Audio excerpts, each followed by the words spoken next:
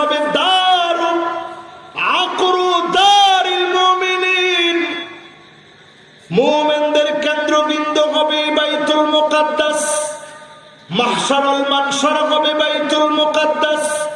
মানুষেরা হামাগুড়ি দিয়ে বাইতুল মুকাদ্দাসের দিকে যাবে, অবশ্যই যিনি আমার ভাইগুলাকে বিজয়ী বানায় দিবেন তিনি কে?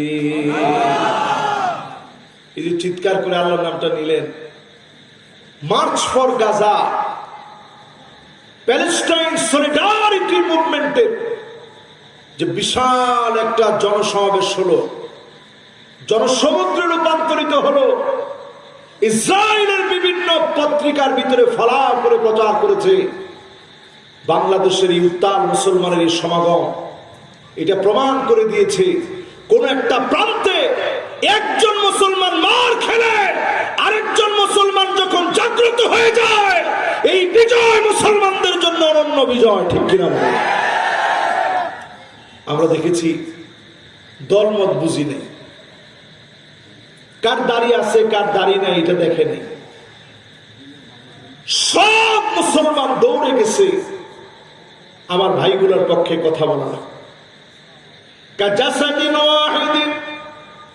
এক দেহের মতো হয়ে গিয়ে বুনিয়ানুম মারসুস, সীসা ডালা প্রাণের মতো হয়ে গিয়ে বাইতুল মুকাদ্দাসের পক্ষে যারা গিয়েছে, এমন লোকদের হাত ধরি যিনি বাইতুল মুকাদ্দাসকে এগিয়ে দিবেন তিনি কে?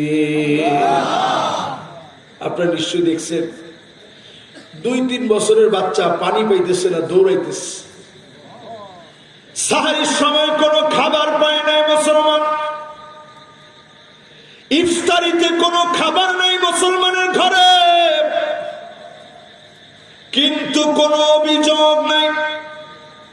ছোট্ট বাচ্চা পর্যন্ত যার মুখে কোনো আওয়াজ নাই, সে পর্যন্ত সাব্বাবা শাহাদাত আঙ্গুলি উপরের দিকে উঠায় বলে, একমাত্র যার কাছে বিচার দিব তিনি কে?